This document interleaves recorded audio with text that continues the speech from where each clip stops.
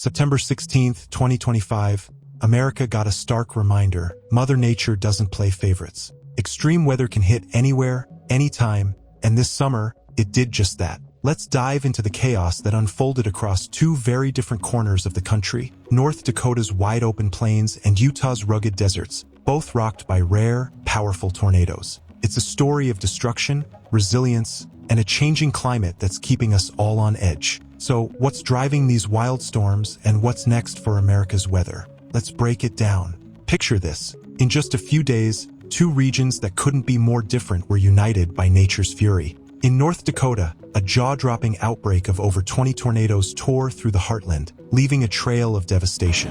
Meanwhile, in Utah, a place you'd never expect to see a twister, a monster funnel roared through the Navajo Nation, flipping homes and shattering lives. These weren't just random storms. They're part of a bigger, scarier pattern fueled by scorching heat, heavy moisture, and shifting winds high in the atmosphere. It's like the weather's playing a high-stakes game and we're all caught in it.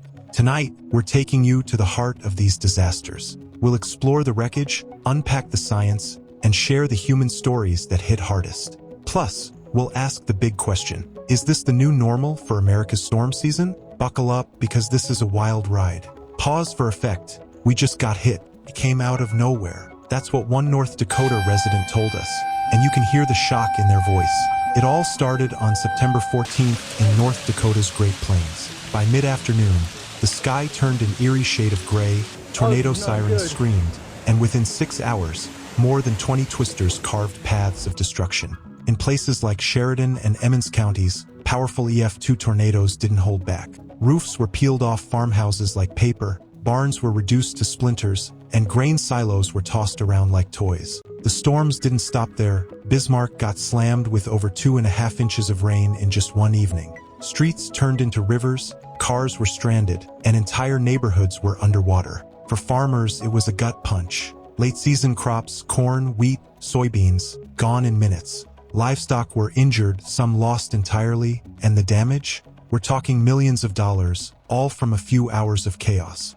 It's the kind of loss that doesn't just hit your wallet, it hits your way of life. And just when you thought it couldn't get crazier, let's talk about Utah. Now, Utah and tornadoes? That's like hearing about a blizzard in the Sahara. But believe it or not, a massive twister tore through the Navajo Nation, flipping trailers, collapsing barns, and leaving families in total disbelief. It's rare, but not impossible, and this storm was a wake-up call. The science behind it, a perfect storm of heat, humidity, and jet stream shifts that turned the desert into a tornado alley for a day. It's wild to think about, but it's a reminder that no place is truly safe when the weather decides to turn. So what's next? Are we looking at a future where tornadoes pop up in places we've never seen them before? We'll dig into that, but first, let's honor the people picking up the pieces. Families, farmers, and communities showing what it means to stay strong in the face of chaos. Stay with us as we unpack it all. On September 13th, a powerful tornado tore through San Juan County,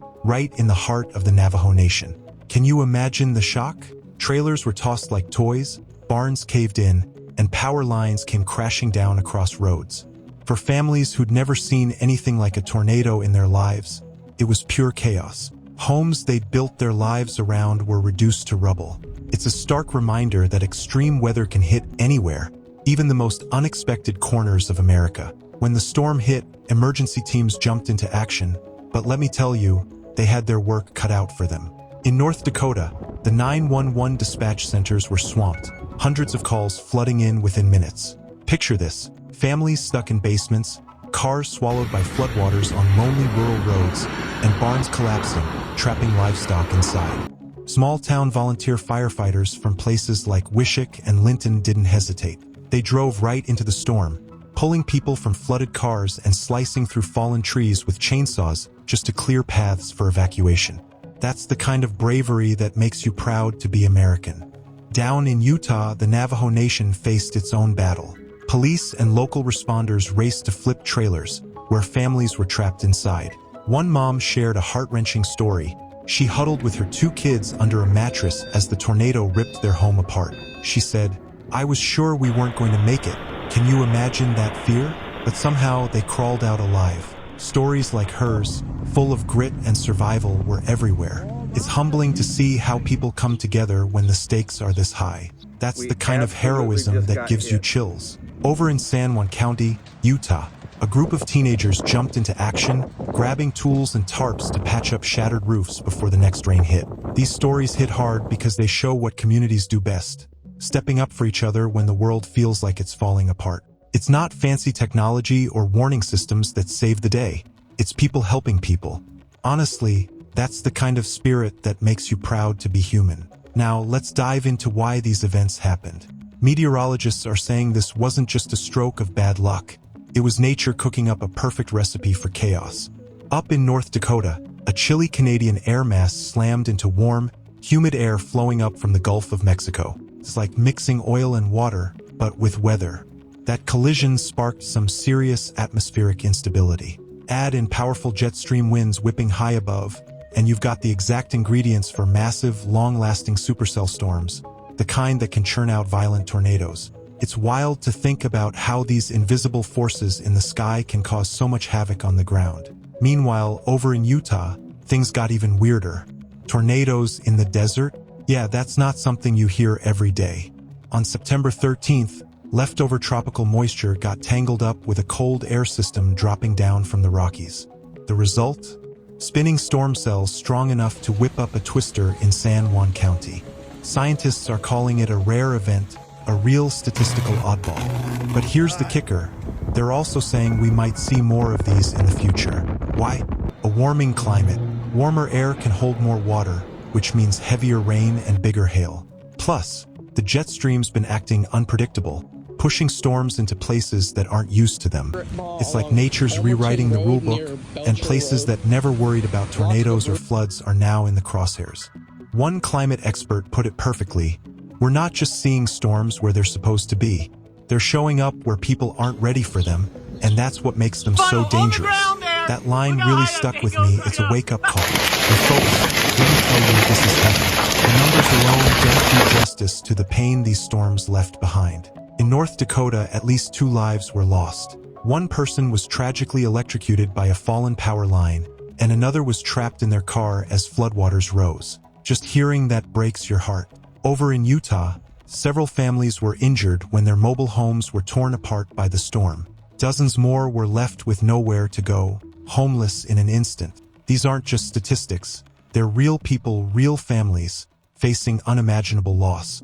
It's a reminder of how quickly life can change and how much we need to come together in times like these. Over in San Juan County, Utah, neighbors gathered in a school gym. Some were grieving, others in total shock, but they leaned on each other. I can almost see it now. Teenagers out there in the dark, climbing ladders to drape tarps over broken rooftops to protect homes from more damage. Meanwhile, tribal elders led powerful prayers, lifting everyone's spirits and reminding them of their shared strength. These storms were ruthless, but they couldn't crush the spirit of these communities.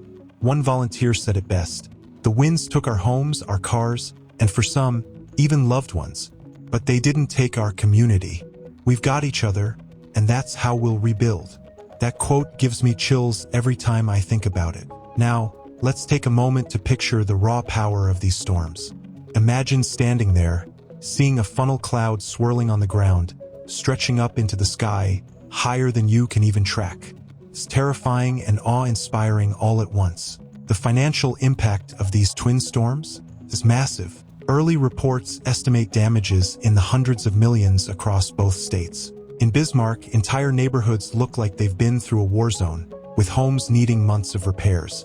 Roofs were ripped apart by hail the size of baseballs, leaving houses vulnerable to rain and flooding. Insurance companies are swamped, processing thousands of claims for smashed cars, collapsed garages, and personal belongings that were ruined in an instant. I heard car dealerships in North Dakota's capital lost entire lots of vehicles in just minutes. Can you imagine that kind of loss? The infrastructure took a beating too. Over 60 bridges and culverts in rural areas are being inspected after floodwaters weakened their foundations. Power outages hit hard, leaving over 150,000 homes and businesses without electricity at the worst of it. Utility crews have been working non-stop to get the lights back on, Heroes in hard hats, for sure. Local economies are struggling too. Farmers in central North Dakota watch their corn and soybean fields get shredded by hail, wiping out their livelihoods. In Utah, small businesses, think family-owned diners, hardware stores, gas stations, are facing shutdowns after their buildings were torn to pieces. But here's the thing, recovery is already happening. Construction crews are pouring in from nearby states, ready to rebuild. Governors in both states have declared disaster areas and are working with FEMA for federal support. The road to recovery is going to be long. There's no sugarcoating that, but the work has started. These communities are proof that even when storms try to tear you apart, together you can rebuild stronger. And that's a story worth sharing. Let's break down what scientists discovered about the September 13th to 14th storm outbreak. According to weather experts, this was a near-perfect setup for disaster across the Great Plains. Picture this. Record-breaking heat and sticky humidity built a huge pocket of unstable air, basically fuel just waiting to explode into storms. Then, a sharp cold front slid down from Canada and forced that hot, moist air upward. The result? Giant supercells climbing high into the sky. And if that wasn't enough, strong jet stream winds high above the atmosphere added a twisting effect, giving these storms the power to rotate and stick around for hours.